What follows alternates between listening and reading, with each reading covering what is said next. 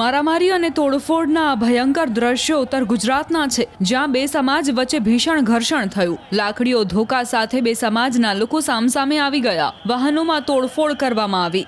મળતી વિગતો પ્રમાણે વાવથરાદના રૂણી ગામની એક સમાજની યુવતીએ બનાસકાંઠાના ઊણ ગામના એક અન્ય સમાજના યુવક સાથે લગ્ન કર્યા હતા.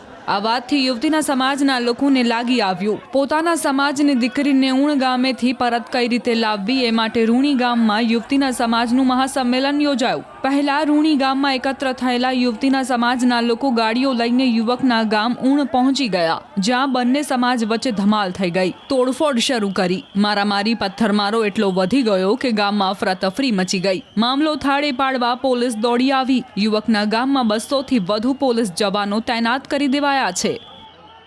અહીંયા એમની એક જે જૂની મેટર હતી એને લઈને પોલીસ સાથે સંઘર્ષમાં ઉતરેલા હતા અને લગભગ 2.5 થી 3 કલાક જેટલી પોલીસ દ્વારા એમને સમજાવટ કરવામાં આવી હતી. ટોળાને વિખેરવા માટે પણ પૂરી સમજ આપવામાં આવેલી હતી, પરંતુ ટોળું જે આક્રમક હતું અને એને કારણે સમજાવટને બાદ પણ એમની જીત પર રહ્યા હતા અને એમણે જ્યારે પોલીસ પર પથ્થરમારો કર્યો ત્યારબાદ પોલીસે બળ વાપર્યું છે. સાહેબ, આ સમગ્ર ઘટનામાં કેટલા પોલીસ કર્મી ઇન્ચાર્જ? હા, પોલીસ કર્મી 4 જેટલા પોલીસ કર્મીને નાની મોટી ઈજાઓ થઈ છે. ટીયર ગેસ કેટલા છોડવામાં પરિસ્થિતિ? હા, ટીયર ગેસ છોડ્યા છે, બળ વાપર્યું છે એટલે ટીયર ગેસ છોડ્યા છે, પણ એક્ઝેક્ટલી આંકડો અત્યારે નહીં કહી શકાય. હાલ કેવી પરિસ્થિતિ છે? હાલ અત્યારે સંપૂર્ણ કંટ્રોલમાં છે. અમારી પૂરી ટીમ, હું અને મારા 2 SP અને મારી બંને જિલ્લાની પૂરી ટીમ અહીંયા હાજર છે અને અમે અત્યારે હવે આગળ કાયદેસર કાર્યવાહી કરી છે. ટોળા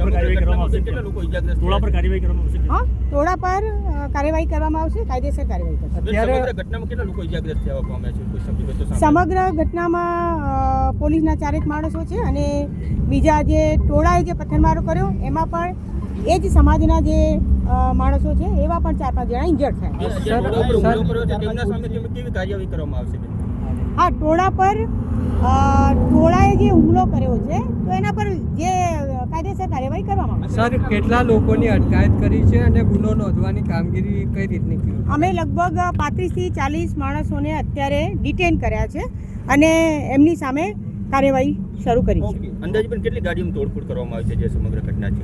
અંદાજે ગાડીઓની તોડફોડમાં તો એ પણ અમારે હજુ એક્ઝેક્ટલી જોવું પડશે.